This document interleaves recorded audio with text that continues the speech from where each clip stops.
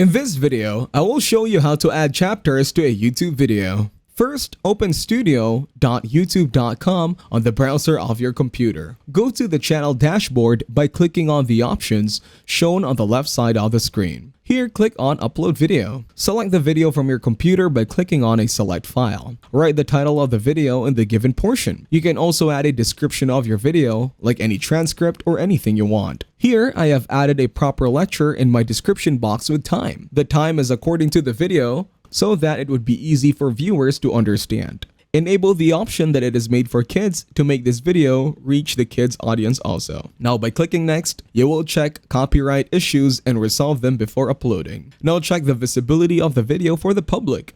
In the end, publish the video for the audience. Check out the link given in the description to create your account on YouTube. If this video was helpful, please consider leaving a like and subscribe to the channel. With that being said, I will see you in the next video.